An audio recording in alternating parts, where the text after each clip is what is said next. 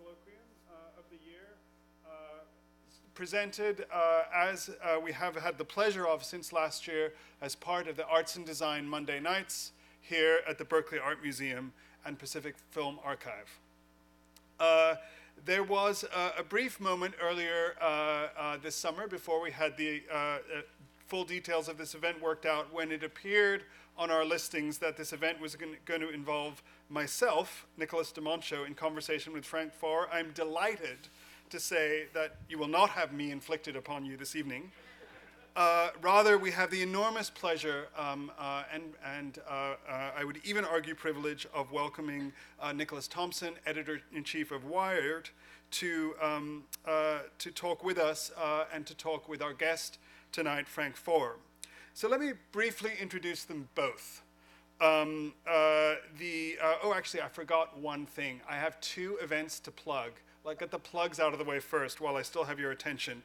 The first event is, of course, our next Monday's lecture in this A+D Mondays series, where we'll have Tanya Barguera discussing Arte Utile, which is in some ways a reflection also of tonight's conversation, how the arts engage in a useful way in the world. So I welcome you to come to that conversation as well. And then, of course, next Thursday, the Berkeley Center for New Media is hosting an event which is even more directly related to this conversation in the Banatow Auditorium in the Citrus Building, where just by Euclid Avenue and the entrance to the campus there, we're hosting a day-long event called Reply All, Free Speech in the Age of Social Media, discussing the issues that have reverberated in our campus and around the world and the nation in the last year, starting off with an introduction by the Chancellor, Carol Christ, and a keynote by Robert Reich, and going on from there, including with speakers including Ed Wasserman, the Dean of Journalism, here with us tonight. So when I lived, after I graduated from college, when I lived in London, I was an avid reader of the magazine that Nick Thompson is now the editor-in-chief of, for its ability to transmit to the old world the feeling of, dare I say, disruption and excitement and engagement that digital culture was starting to seep and beam out of the Bay Area into the world. Then Wired magazine, with its from its introductory graphic design freefall to its closing article by Nick Negroponte, was a way to think about technology and how it might and would affect the culture at large. Today, of course, we are in the culture that Wired both predicted and also in some ways failed to predict, at least in some of its more dystopian components. We can hardly blame them, but it is a really interesting moment, and I really want to say that we're very lucky here in the Bay Area to have Nick Thompson, who of course did such an amazing job advancing the digital content of the New Yorker before he came to Wired, as a editor and individual to articulate what is now the profound effect of technology on our society as a whole.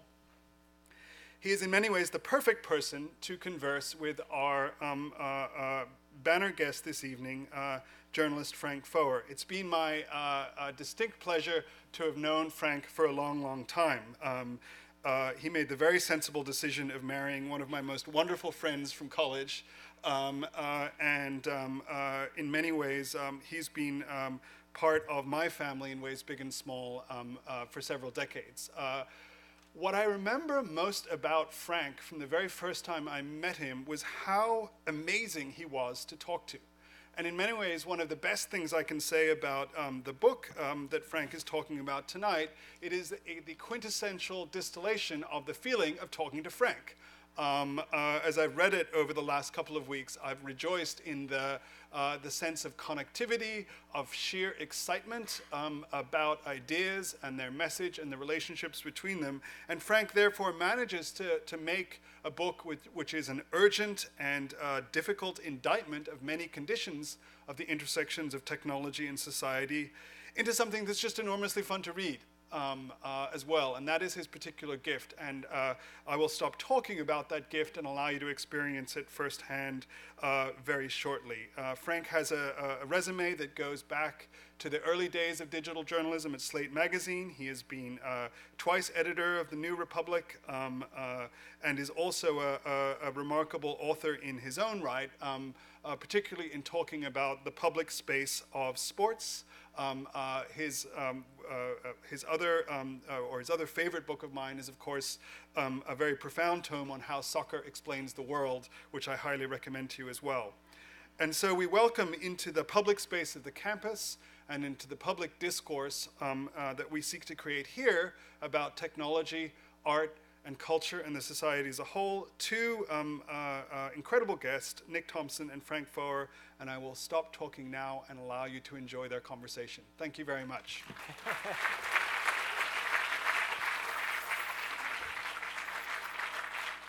Thank you.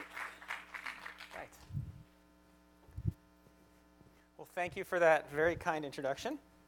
Thank you to everybody here. I was told we needed 30 people to beat Milo. It looks like we have done that in spades, so I'm grateful to everybody who showed up. Please turn off your digital devices, both because it will distract and because it will violate chapters 1, 3, and 5 of Frank's book, unless you're going to tweet or put on Facebook profound critiques of his of social media. That is allowed. Otherwise, we're good. This is his book. It's fantastic. Everybody, please read it. Let's get going. Frank, hello. Hey, Nick. How are you? Does this thing work? I'm not sure it works. I think it's... We good? Now it's working. So one quick diversion after my other two diversions. I wrote a story about antitrust and technology 10 years ago when I was a journalist in my first tenure at Wired before leaving for the New Yorker. And it was all about AT&T's efforts to try to break up Google as a monopolist. And the person I called who best explained how the law of monopoly worked and how it could apply to Google was a man named Bert Foer, who was one of my sources and my key explainers in that story, and that is Frank's father. And so that is a sort of a wonderful way. The book is dedicated to Bert, and I think it's a wonderful way it comes full circle. Let me ask you something about the book. So the book starts, and it begins with kind of the early dreams of technology founders. It's got Stuart Brand, there's Marshall McLuhan, there's the sense that there's going to be a collective consciousness, global consciousness. It's actually possibly a really good thing. Then after about chapter 2, it gets, or maybe after about chapter 1, it gets really dark. And you make the determination that the good things have not happened and the bad things have. But were there moments when you were writing your book and you started to really dig into Google and Facebook where you thought, wait a second, actually maybe it's kind of great. Maybe we will get this wonderful collective human consciousness.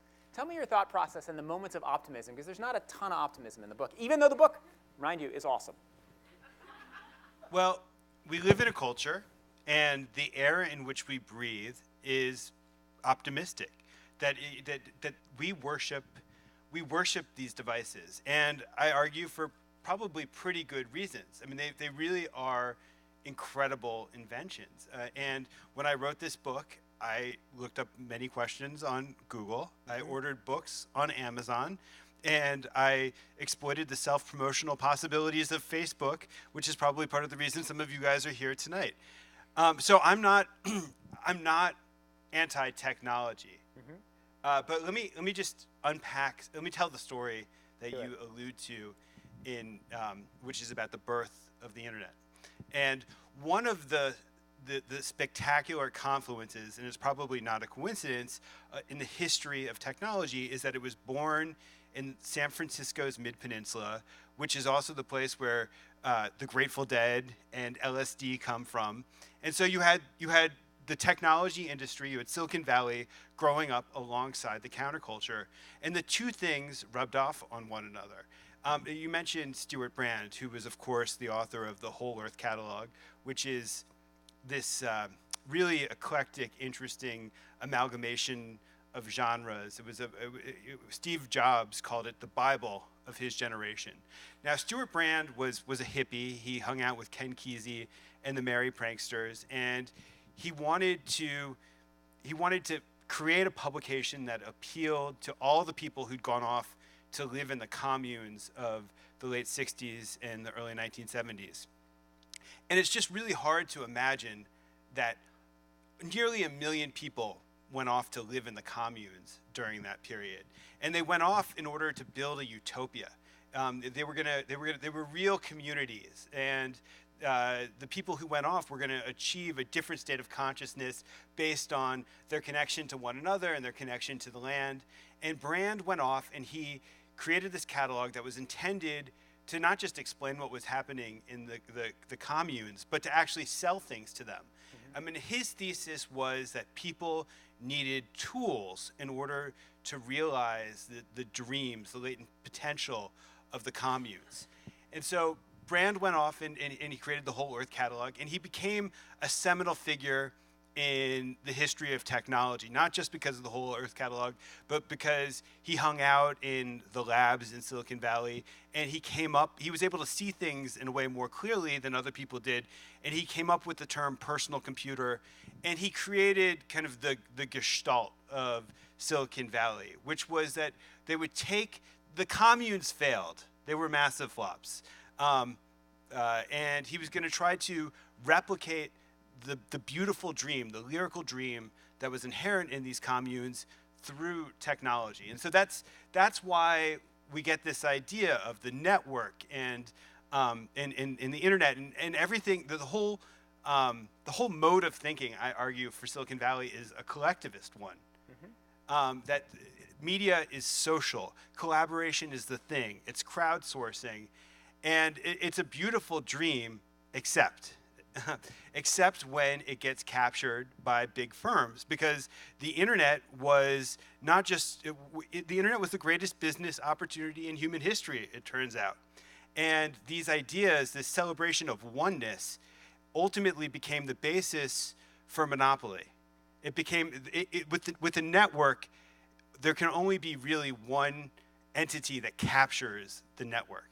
So if that's the case, do you think that the outcome we have now is inevitable, right? Network effects, right? So Facebook is more valuable for the second person than the first person. After the first two people are on it, it becomes more valuable for the third person, right? So it builds and builds, and ultimately it becomes very hard to create a competitor to Facebook. So there's an argument that just by the structure of the internet, monopoly was inevitable. And if your argument is monopoly is what killed the dream, then therefore the death of the dream was inevitable.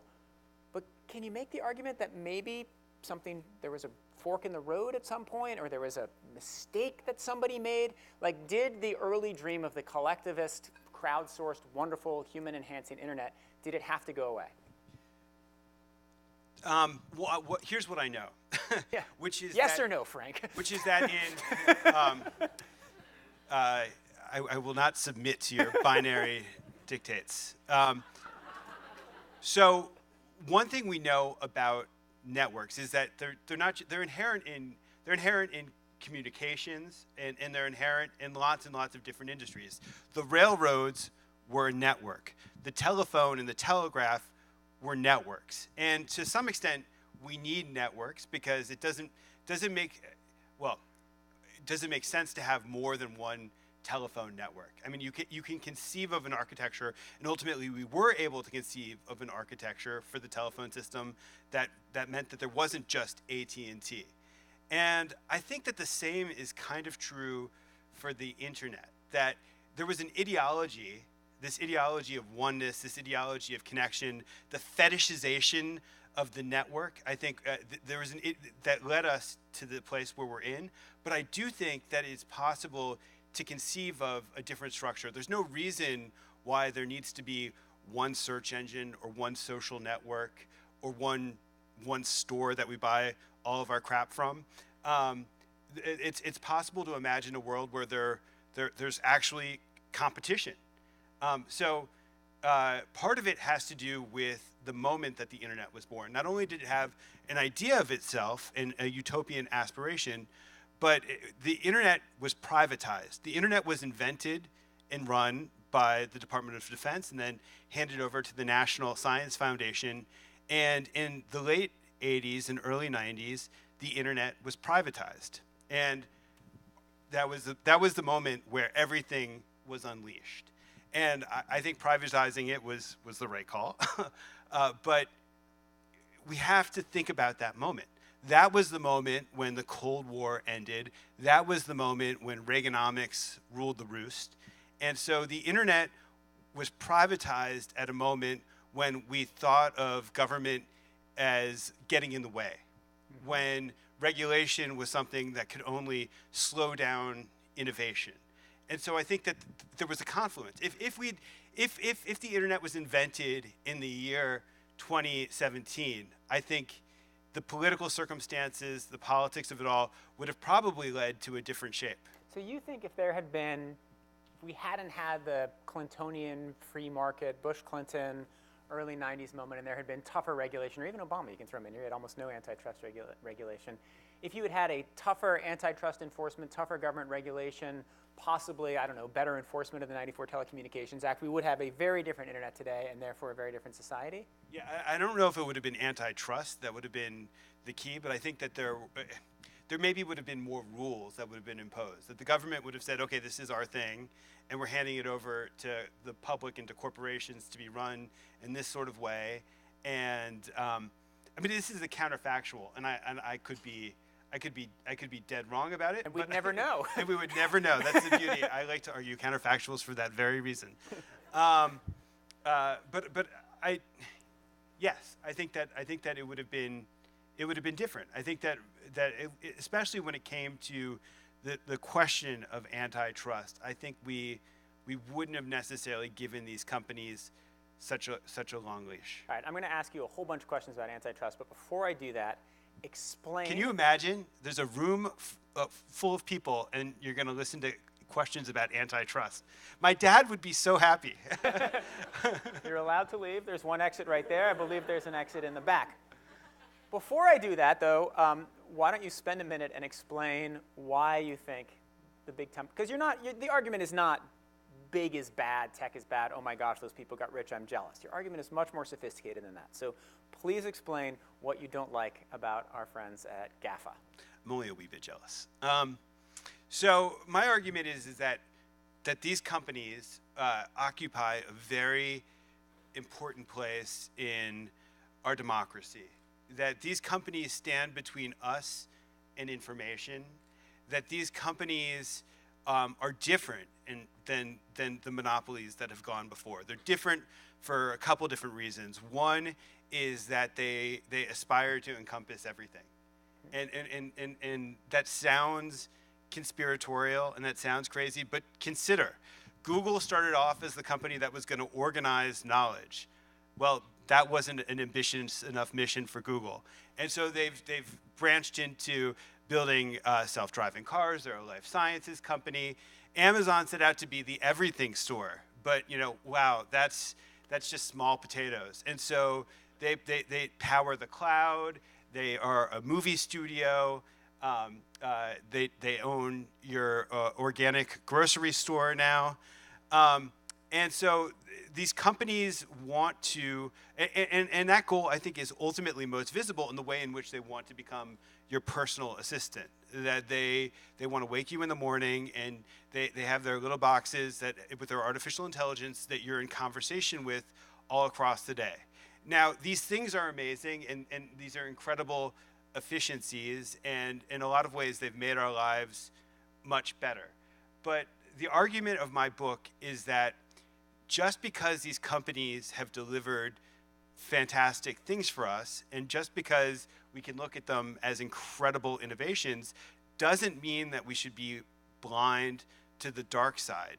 We should just withhold skepticism when it's applied to these companies. And one thing that is profoundly different about them is that ever since human beings existed, we've had tools. And those tools have been an extension of us. And you could argue that technology is one of the things that actually defines us as human beings. And so we've gone through this long process of automation, where various human activities have been mechanized. And that's unleashed incredible economic growth and incredible, it's improved human life in immeasurable sorts of ways. But what these companies are automating isn't upper body strength. They're not helping us plow the fields better. They're automating mental processes. And we're merging with these machines. we wear them on our wrists, we wear them on the bridge of our nose, and it's not a stretch to imagine that they'll be implanted within us.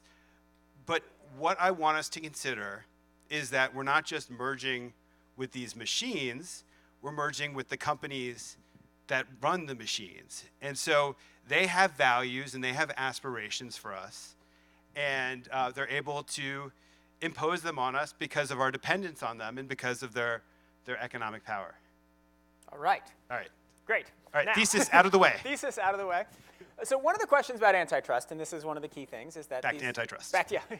I got to ask a couple questions, but this is kind of amazing, right? So Frank is like a friend of mine who wrote a book about Al-Qaeda that came out like right before 9/11. I mean, this is like really good timing. Frank puts out his book like right at the moment where the whole world starts to focus on antitrust. It's kind of funny because when I started, I felt like people looked at me weird when I said that I was going to write a book critical of these companies.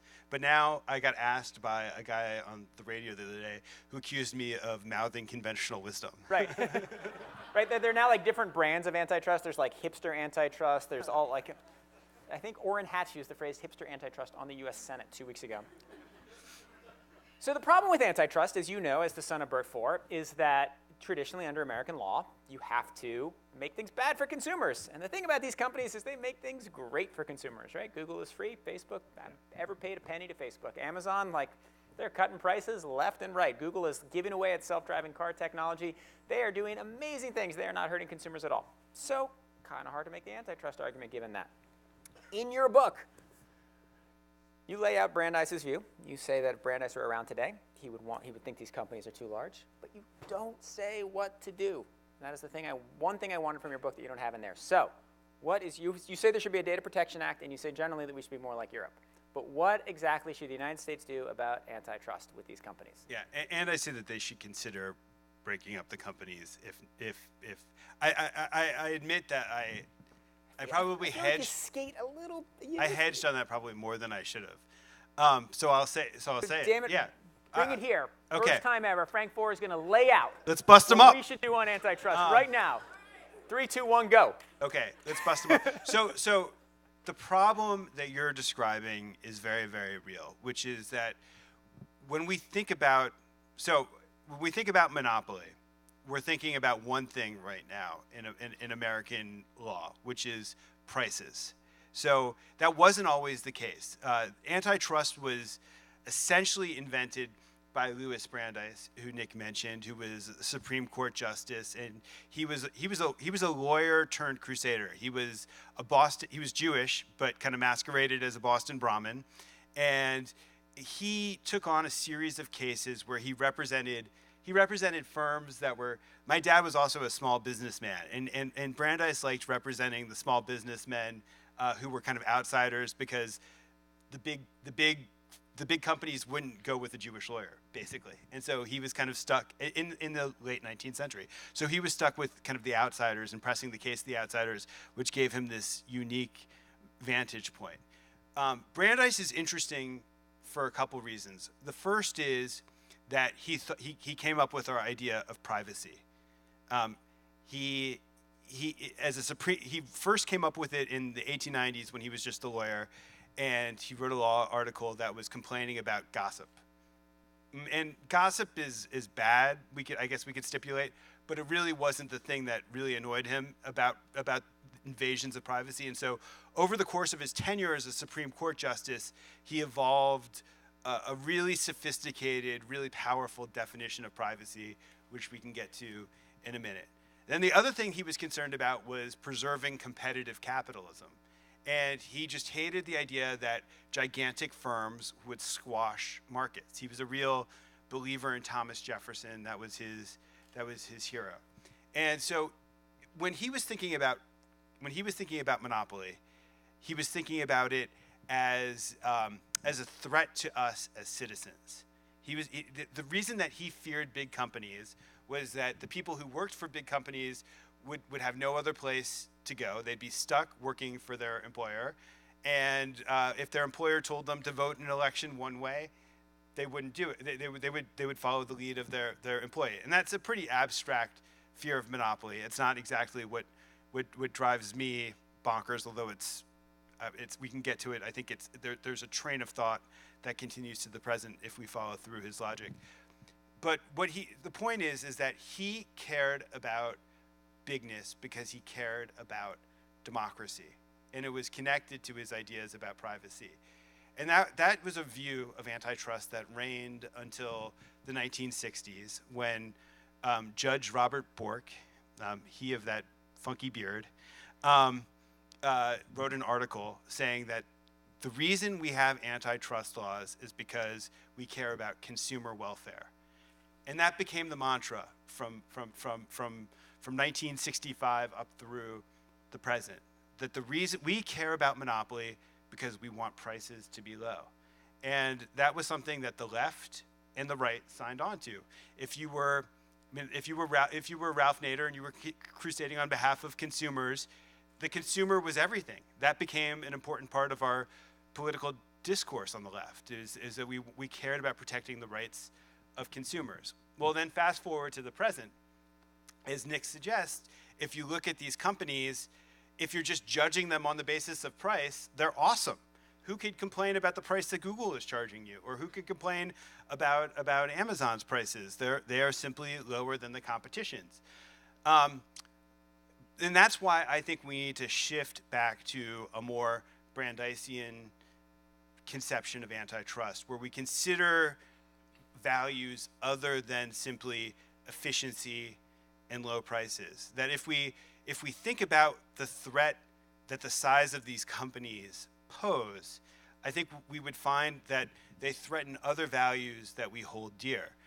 Not just the question of privacy, but I think that I think there's an argument to be made that the reason that these companies have thrived and achieved the status that they've achieved is that they have collected more and better data than their competitors, which creates the incentive to surveil even more and to collect more data in order to preserve their competitive position. I think if we look at the way in which everybody who comes to depend on these platforms is implicated by the platforms, and this goes back to something that I first observed as a writer, which is that I wrote a book for Hachette, which is a big French publishing concern that was locked in a struggle with Amazon over ebook prices. And Amazon just bullied the hell out of Hachette. They made it, if they stripped buy buttons off of Hachette authors' books, they redirected searches to authors who weren't Hachette authors, but who'd written books on the same subject. And I saw this and I thought, as a writer, I am dependent on Amazon. Amazon is the biggest bookstore in the world. They control something like 70% of the ebook market and something like 50% of the total book market. Maybe, I think it's close to that now. I'm dependent on them. And their dependence is allowing them, in their size and their power, is allowing them to treat producers badly.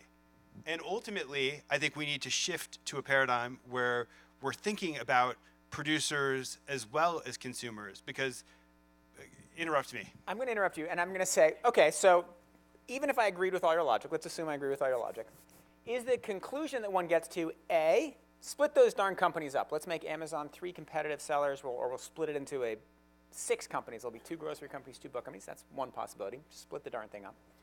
Another possibility would be, you know what, we're going to regulate these guys. You know, we're going to limit the amount of surveillance they can do. We're going to limit the amount of data they can have. Or you can say, we're going to mandate that they share the data that they have, right? So that no company has a monopoly over your personal data. Anything that Google collects or Facebook collects, they create, open data set you have to be able to share. Creates its own problems, but that's another thing you can do. So is it split it? Is it regulate? Is it force it to do things they wouldn't do? What do we want here? All of the above. Why do I have to choose? All right, so part of the reason, I think you touched on a point initially, which was that I kind of walk right up to the edge of saying break up the companies, but I don't quite go there. And in part, I'm still the son of an antitrust lawyer, and so I have my dad sitting on my shoulder, kind of making. He was a very lonely combatant on behalf of the cause of busting up trust and of anti-monopoly, but also and kind of kept the issue alive during a period where it wasn't so cool, but also a super careful guy. And so I kind of had him on my shoulder as I was writing that, and I was like, I can't. I think it's right. I think we do want to consider. We do want to consider breaking them up, but it's so hard to get to that point from where we are at the present. The important point, and this is what I take away from Brandeis ultimately, is that you want there to be countervailing powers. That when you have an enormous concentration of power here, it needs to be met with some other force. And so I don't think we can get to the distant remedies for the problem. But let's start with the immediate one. Mark Zuckerberg should have to testify before the Senate. If you're Mark Zuckerberg, nobody has ever really challenged your worldview. And now you have a lot to answer for when it comes to fake news and foreign meddling in your election. And you should be held to account. Your worldview should be challenged, especially given your power. And we look at, I bet, I'm not sure you would agree with me on this, but I look at what happened in London with Uber. And I'm not sure it's good for London to have Uber kicked out, but what I do believe is that it's really important for London to stand up, because Uber is never going to reform itself. It's never going to behave like a better citizen. It's never going to treat its workers better. It's never going to work more in consonance with the common good unless there's some countervailing pressure applied for it. So ultimately, I would say it probably is healthier if Google's search business was culled from some of its other businesses. Do you actually, is Uber, there's something happening in the world today which is kind of like the Uberization of the rest of Silicon Valley, right? So the approval ratings of the tech companies have always been at like 90%, and now they're kind of dropping down to like 80%. Like, Google, Facebook, Amazon, Facebook has probably dropped further than that because of the election. Uber has been at about 50% because of all the craziness. Do you kind of feel like public perception of Silicon Valley kind of needs to get to where it's been? And it's not, right? It's definitely not. Yeah. I think elite, so this... Make an argument that it shouldn't be. I'm just asking. Yeah. So I think elite opinion is starting to shift pretty quickly. That the election certainly caused people to fundamentally caused elites to fundamentally rethink Facebook. That Facebook now faces critics on Capitol Hill and in various pockets of the mainstream media that it didn't face before. I think that within the Democratic Party, as the Democratic Party tries to come up with a response to Trump and to try to find some sort of way to channel the populism of the moment, I think that the Democratic Party is suddenly open to antitrust and to complaints about monopoly that it would have never uttered during the... Slightly open. I mean, you've seen their donor base. The Democratic Party is going to tie themselves in knots the next 4 years, because there's going to be a whole faction of it that is reliant on Silicon Valley money, and there's a whole bunch of it that's going to be like, well, maybe we could do the populist thing and get antitrust against Silicon Valley. This is going to be really interesting political realignment. No, I agree, and I think that it's actually going to split the left and it's going to split the right ultimately, because Definitely. there are pockets of the right. I shouldn't admit this to a Berkeley audience, but when you're selling books, you go places that you wouldn't necessarily go, and I'm gonna admit that I went on Fox News to talk about my book. All right, you're morally judging me. Don't judge me. Come on. But what was so fascinating. I used to be a contributor on Fox. You should definitely go on Fox News. Yeah, right. You go on Fox News even if you're not selling books. Right. So, so I went on Fox News, and there was complete agreement and openness with my critique of these companies, which comes from a corporate position, because Rupert Murdoch is an old-fashioned newspaper hack who hates Google and hates Facebook for reasons that probably have, that I articulated in my book, in fact. And so I do think that on the right, there is a wing of the populist right that doesn't like monopoly, that it fears that it's consistent. It fears concentrations of power, in government, and also fears private concentrations of power. Can we do a poll of the audience? I'm just curious here.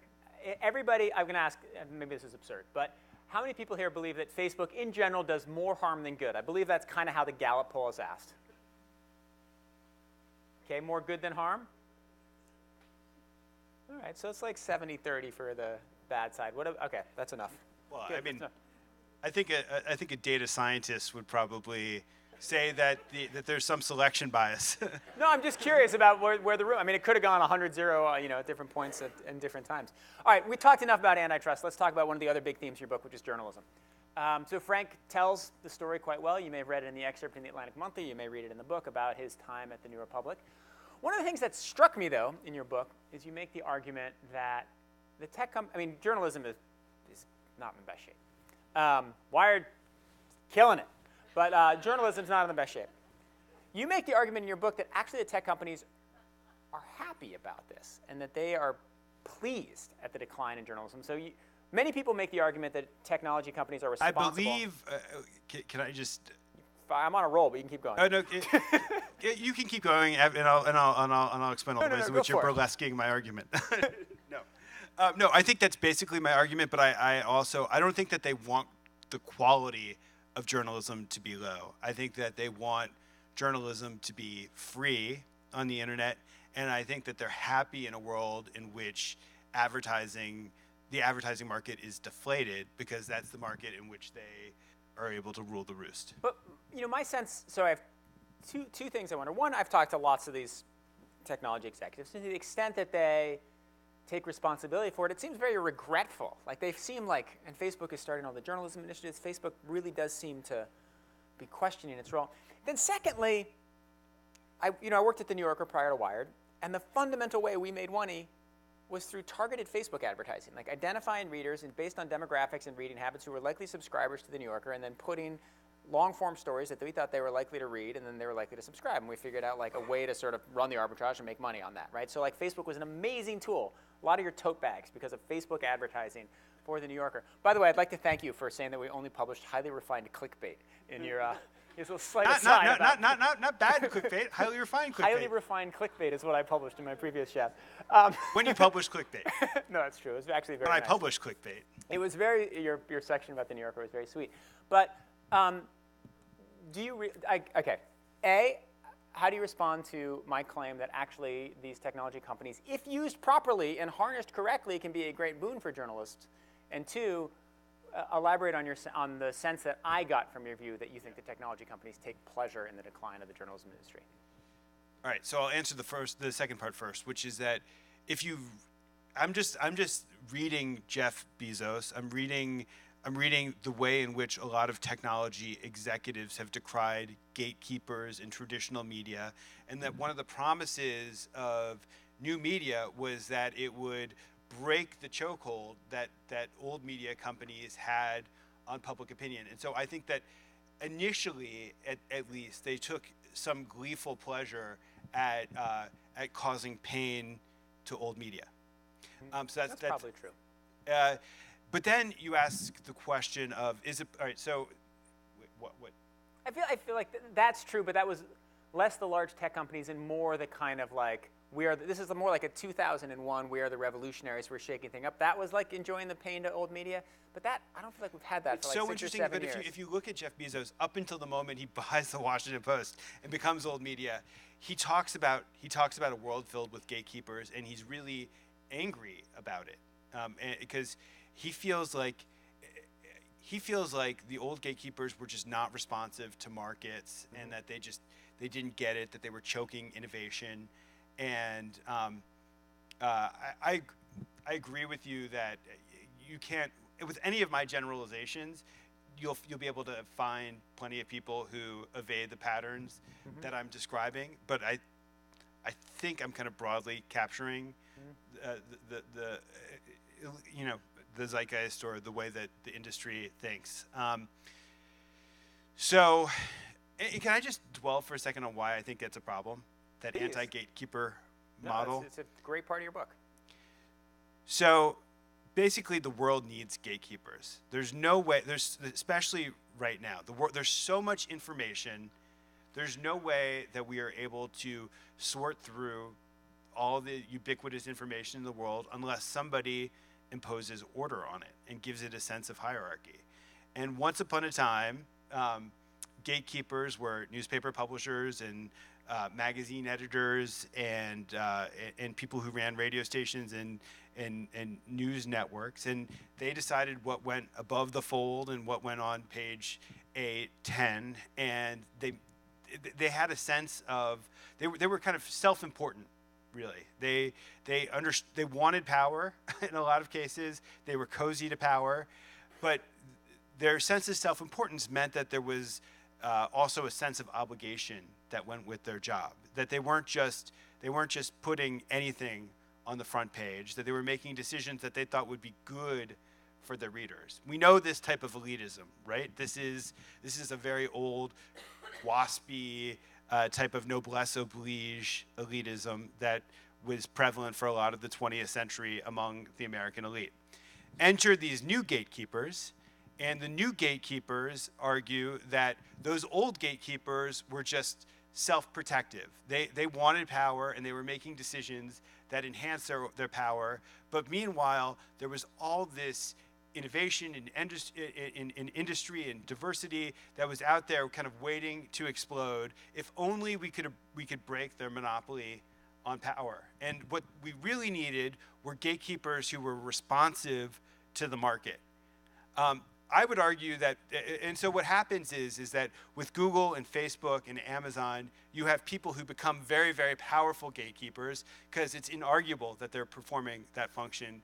Yet because they view themselves as responsive to the market, they don't behave like gatekeepers. They deny the fact that they're gatekeepers. They don't want any responsibility for what they've done. That's kind of encapsulates the mess that Facebook's in with regards to these ads. So do you think there is anything wrong about a journalist today saying, you know what, maybe they've had a negative effect on journalism, maybe not, but whatever it is, I'm going to study the hell out of them, and we're going to try to make as much money off them as possible, and we're going to try to use them to the best possible and to get the most readers we can to do the best journalism possible? Or do you think that's a doomed enterprise? It's hard. Should I quit my job now? Yeah. All right, I feel like I'm going to put Nick Thompson on the couch. Let me ask you a few questions, Nick. No, seriously. Like, I'm obviously committed to this project, right? And my project is to publish the best journalism we possibly can with the best reporting, the stuff that you and I have both done. Frank and I knew each other as young reporters in Washington when we were this big. But you know, the project of what I'm trying to do right now is do that and then study Google, Facebook, and all these places, and Snapchat, and get Wired out into the world as best we can, study the algorithms, work with the algorithms, use Facebook ads if we can. Is that a doomed enterprise?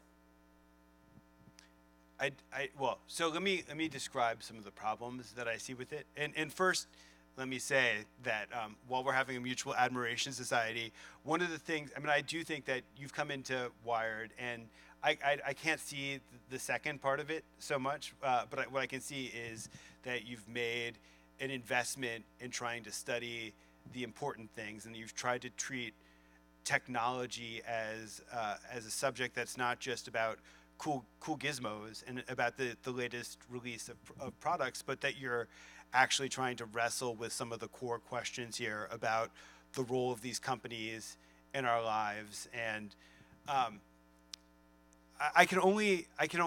is it problematic or dangerous to dabble in the dark arts of data and social media exploitation and the like? And I can answer this based on my own experience that gives you a sense of my anxieties about it, which was, so when the New Republic, this little magazine, very elite audience, weird alchemy of writing insider pieces about politics and long cultural essays, not really striving to get a big audience, but striving to get an influential and elite audience. And we had no idea about how to master the internet. And we just found ourselves completely disoriented by the advent of blogging and a lot of the changes of the 2000s.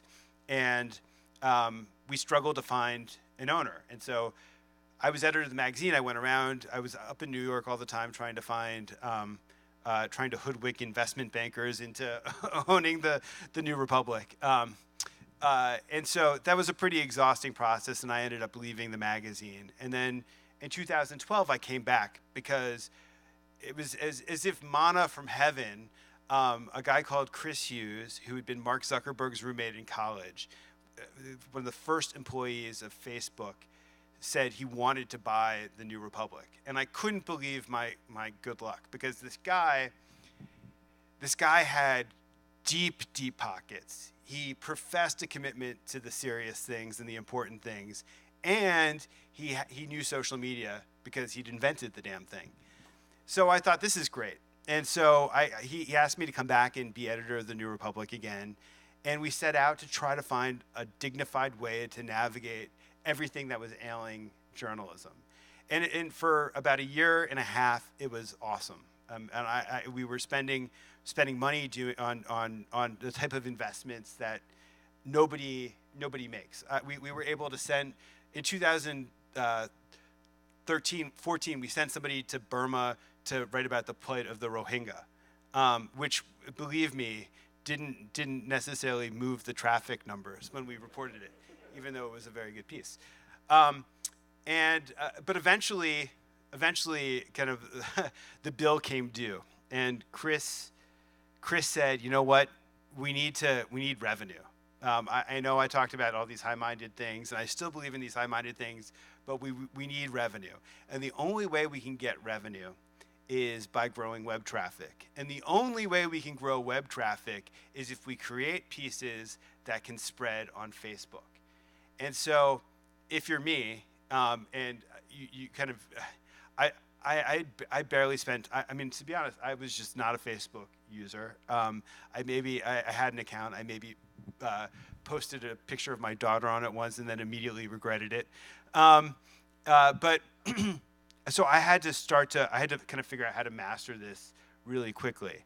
And Chris hired a data guru to work on our staff. And so I became acquainted with all the analytics that allow you to kind of try to figure out what works on Facebook. And basically, we got thrown into the giant popularity contest that is the worst of that Facebook has ushered into the world of journalism. And this is the thing that I fear, which is that everything became about the subject that was trending. Everything became about tapping into the anxieties and the emotions of readers on Facebook. Where we'd once narrowly targeted a small elite readership, suddenly our readership felt like the entire world. And all we needed to do was to produce the right headline with the right photo on the right subject. And so what I found was that we were gravitating in the same direction that everybody else was. We joined the herd. That Chris kept telling us, all you need to do is post a video of Jon Stewart complaining about something and give it a headline, and that'll bring clicks. And he wanted us to produce something that he called snackable content, which is not pieces about the Rohingya. You were writing things that people on their phones who were standing on the subway platform would want to read to decompress after work. And so my problem is really it's when you become dependent on Facebook for your financial health, you become dependent on the values of Facebook and the ecosystem of Facebook, and that led us in a direction. The New Republic had been a staunchly center-left publication, but I found that we gravitated much, much further to the left because that was where the traffic was. That if you wanted to appeal, it was easy to appeal to people's raw political emotions. So I found it actually distorting, and I found it distorting that our investment in resources was not geared to the places that we idealistically set out to pursue, but was geared towards writing about the same stuff that everybody else was writing about. So I don't want to get too deep in this because we could talk about this for hours, but I would say that you just needed a different data analyst and a different owner, because really people will subscribe if you have the best story about the Rohingya and there's more money there for subscribing. I feel like your data analyst misled you. And if you had actually been measuring different metrics. Is that working? Yeah.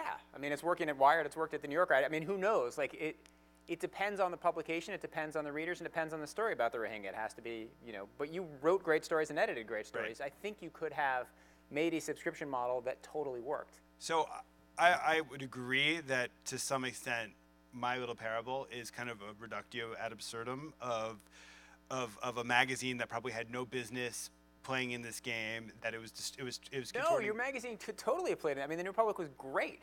Like, I feel like had the business model not been web advertising, had the business model been, we're going to sell subscriptions at $40 a pop or $50 Totally a agree. pop, and we're going to do everything to measure subscriptions, and we're going to look at the stories that drive subscriptions, you would have seen that the Trump sucks story doesn't get subscribers, but here's in-depth reporting the Rohingya does.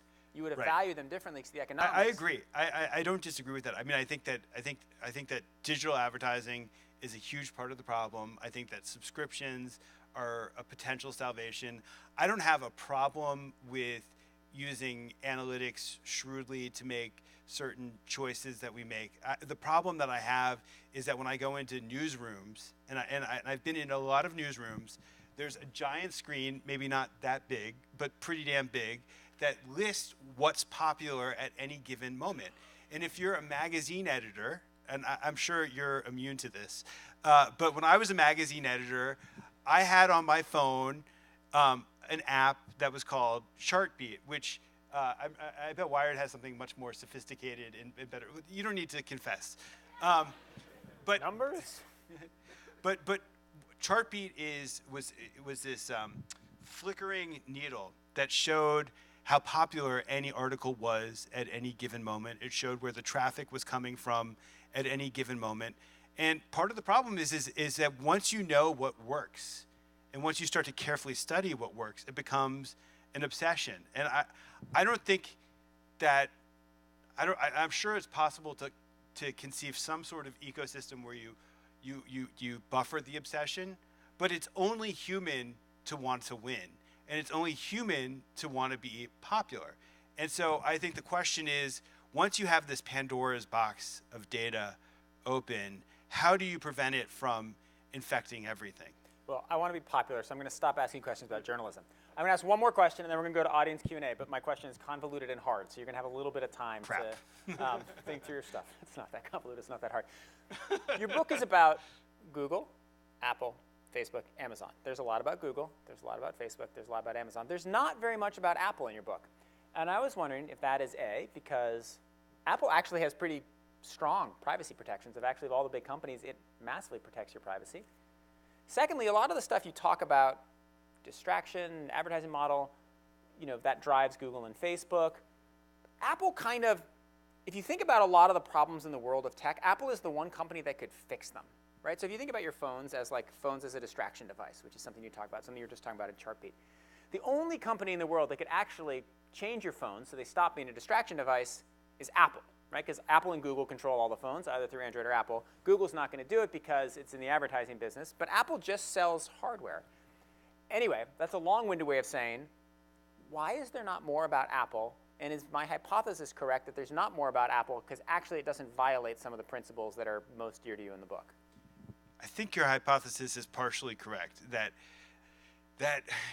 Apple at least tries on some of these basic issues, but I do blame Apple for the core problem, which is that this thing in my pocket is the basis for all of the distraction, which is at the core of my book. I think that there were probably some editorial reasons why I wasn't as interested in Apple, which is that in some ways I was writing the book right after Walter Isaacson's Steve Jobs book and Steve Jobs movies, and I just didn't feel like, I felt it was harder to approach Apple in a fresh sort of way. But I also think that when I was writing it, I probably just didn't appreciate how the phone, it's almost trite to say the phone is the basis for a lot of these problems. And maybe that was a reason I didn't say it. But the truth is that I don't know how many times a day I check my phone.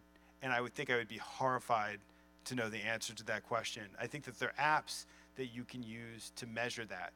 But one of the bitter ironies is that when I was writing this book, I was led to an app called Freedom. And what Freedom does is it basically cuts off the internet on your phone or your device for an hour or two at a time. You can monitor it. And Freedom's just another word. There's an app called Moment, and what it does, it measures the amount of time you spend on an app, and then it tells you how much time you spent that week on the app. and then it asks you whether you're happy with it. And, Have you used it? I have used it, and I've studied the data of it. But the app that people are most unhappy with, first, Grindr. Second, Candy Crush Saga. Third, I am so bitter about Candy Crush Saga. third is Facebook, right? The apps people are happy with are Waze, Google Calendar, Evernote. And the things they're not happy they spend all their time in is, interestingly, Facebook, Instagram, Snapchat. Interesting. So I do feel like I probably in some ways gave Apple a little bit of a pass in this book. All right, well, so now here we are. Break up Apple? Give it to him, Frank. There must be Apple engineers in the crowd. Yeah. Break up Apple. Split the apple. Core the apple. Yeah, I don't know exactly what the things I want to do to Apple are make it pay its taxes.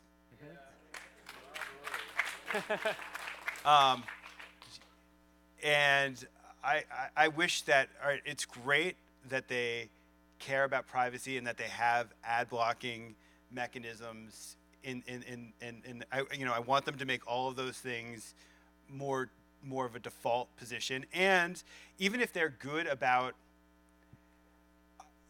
data and privacy or better than the other guys, I still don't think that they're good. I don't know what the right antitrust application is for Apple. I don't know if it deserves to be broken up. It faces a lot of competition, at least from it faces a more competitive marketplace than some of the other companies. But you worry about them as much as you worry about Google, Facebook, Amazon. Do you want me to? Let's do the hierarchy of evil. Yeah, I want that exactly. So I'd say Facebook to me, apologies to any Facebook employees, but not really, is Facebook I would rank as the company that troubles me the most. I would say that that Amazon is probably the company that troubles me second most. Google troubles me third most, and Apple troubles me fourth most. Right. See, I went out there. He asked me. I was Laid very it all straightforward. Out. Frank Foer's hierarchy of evil. I hope somebody has tweeted that. All right, so let's go to audience Q&A. We need to leave a little time before 8 o'clock. I believe the security detail leaves right at 8, and I need Frank to be able to sell and sign books so that he can make money even when he's blacklisted on Amazon for everything he said. Right there in the middle, that's the first hand I saw, which will be also the most inconvenient place to get a microphone. I think so the people in the back can hear. Here we go. Okay, so I've read your book, and I listened to it on Audible with my phone. Nice. And the thing I appreciated most was your elucidation of the worldviews that sort of launched the tech industry and that it's producing today. And I'm wondering what the response has been in terms of intellectual engagement on these points from the tech industry and from stuff you published on these topics previously. I know the book is just out, so there may not be that much response yet. But I guess this question also could go to Nick, just what kind of intellectual engagement from tech leaders on these issues?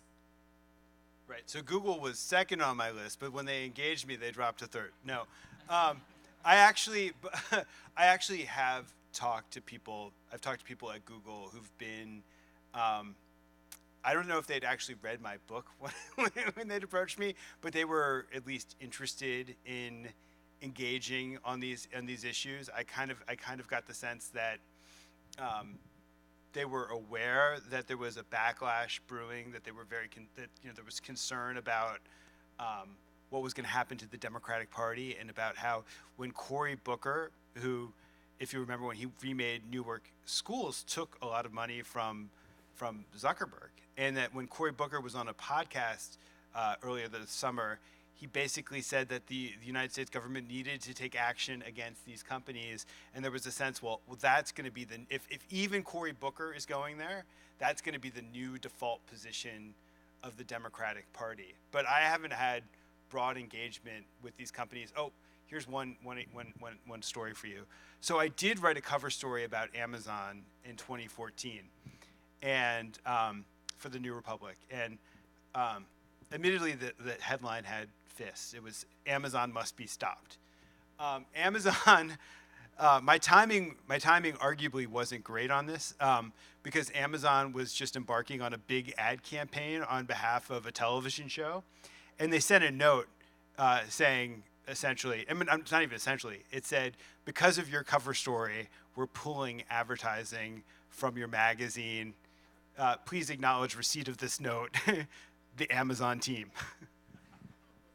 Which Frank forwarded to the New York Times. Here in the front. Hi, I thank you very much for this interesting talk.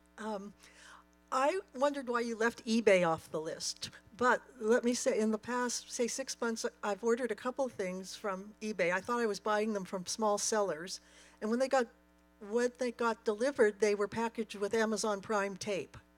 You know, they had obviously come from Amazon. So has Amazon taken over eBay so that eBay hasn't taken over, you know, our lives in the way these other companies have? I defer to Nick on that. I don't know the answer to that. I don't know. I'm guessing it's from individual sellers and they just had Amazon tape in their house, but I don't know the answer to that. Back here in the fourth row, but if I find out, we can figure it out. So you make the statement that these are the new gatekeepers and they've replaced the New York Times and CBS News and whatnot. But I know that they would make the argument that they're just neutral platforms and the algorithm is a neutral algorithm and they're not, in fact, gatekeepers. And it's our interests as viewers that are driving the process. So how do you make the argument that they are, in fact, gatekeepers? Right. So just to be clear, we live in they haven't replaced the New York Times and CBS, and it's that they've just become more powerful gatekeepers. But I think what you're describing fairly accurately reflects the attitude of these companies, which is what I described before, which is that they view themselves as just being sensitive to the markets. They believe, I think, sincerely that they've created algorithms that are neutral. The whole idea of a search engine is that it has this metaphor of being mechanistic, that it's as if there is no human involvement in the construction of the search engine. But we know, I mean, there are a couple things. One is we know that human beings are involved, that algorithms don't write themselves, that they come from human beings who have certain values, that there's a commercial imperative that these companies have, which is to have you click as many times as possible, to be as engaged as possible on their sites. And so that creates its own set of values. So with Facebook, the problem I have is that they've constructed algorithms based on data, which is this very intimate portrait of your mind and based on all of your habits and past preferences that they are then deploying to addict you. And so as gatekeepers, they are making decisions. We see this right now in a pretty obvious way, which is that Facebook over the course of the last year has decided that video is the thing that makes them the most money. And so that's the thing that Facebook has elevated in its algorithm. Is it neutral? Is it just that people suddenly have decided over the course of the last year that they want more video? No, it's not. It's because Facebook's business model has slightly shifted because they're worried about declining engagement levels and they view video as potentially salvation. And so there's a value involved in that decision. I like moving images plenty, but I also like words. And in their system, they've created a system where words are essentially devalued in their hierarchy. Can I add one thing? Because I feel like the most important job right now are the engineers working on the Facebook algorithm. And the way the factors that you put into the Facebook algorithm profoundly affect our democracy. So if you just factor in what do people click on, what do people share, you get one thing, because that's like your instinct, what people feel like immediately, and it goes to your urges. If you start to factor in the amount of time that people spend once they click on something, suddenly you start to get a more sophisticated reading of what people are engaging with. If you take even more advanced metrics, like the number of people who share a story after reading it and the ratio of that to the number of people who share a story before reading it, you suddenly have a much more sophisticated analysis of the quality of a piece. So if Facebook could take all of the sort of sophisticated, high-quality measures that go into whether a story is good, whether a story is true, whether a story appeals to our sort of more profound, deeper selves, you could fundamentally transform the algorithm. If you just do what people click, what people share, what react, and you're just going all in, then you have a real problem, which is what Facebook has had. So Facebook engineers need to study this, and they can make a profound difference in our society. Yeah, bravo. That was. I wish I talked to you before my book. All right, we've asked all in the front, so how about in the very back row in the middle? Yes, right there.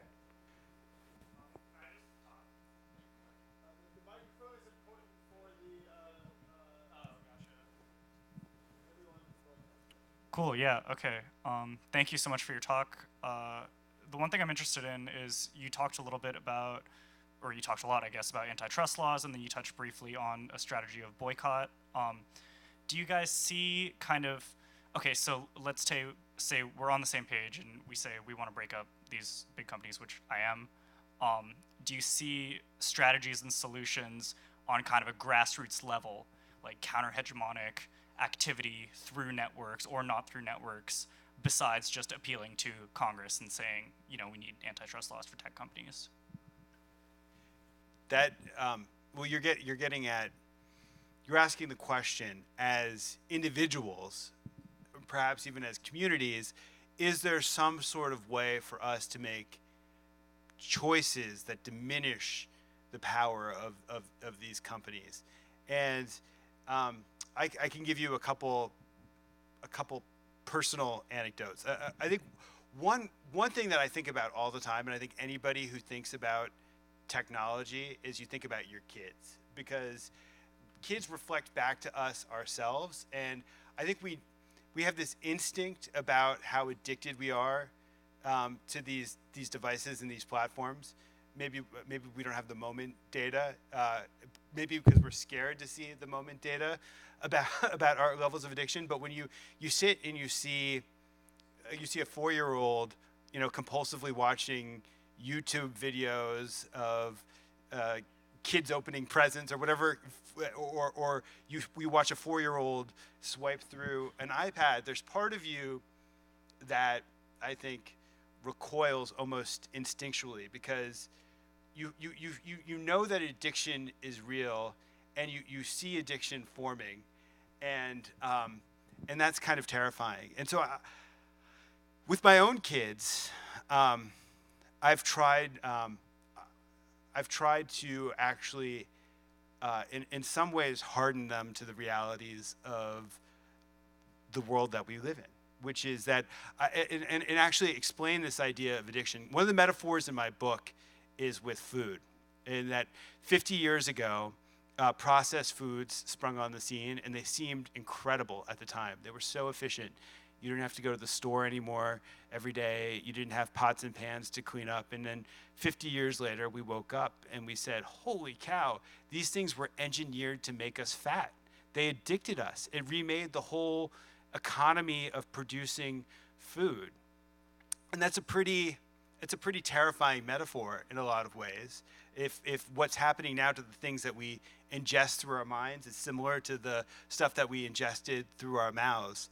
But there's a hopeful element to it too, which is that some people did awaken, and that there has been a backlash. And it may be largely at an elite level, but I think sometimes it extends beyond an elite level, where people make choices with food to try to choose the virtuous over the efficient. That we care about the origin and the quality of the things that we put in our mouths. And so I've tried to teach my kids just about food, and about the idea that there are in a capitalist society, addiction is kind of in some ways part and parcel of what happens. And we can tolerate that to some extent, but then there are things that we need to care about deeply, and where we need to resist the tendency to become addicted. And so I actually showed them a film that Katie Couric produced called Fed Up, which was about childhood obesity and about addiction to sugar, essentially. And then I've tried to explain to them some of the arguments in my book about how the phone and how these products are designed to addict us. And so having some measure of self-awareness, I think, is incredibly important. Not for ourselves, but maybe we can intervene with our kids, who are only going to be more, only breathing more heavily in the the same air.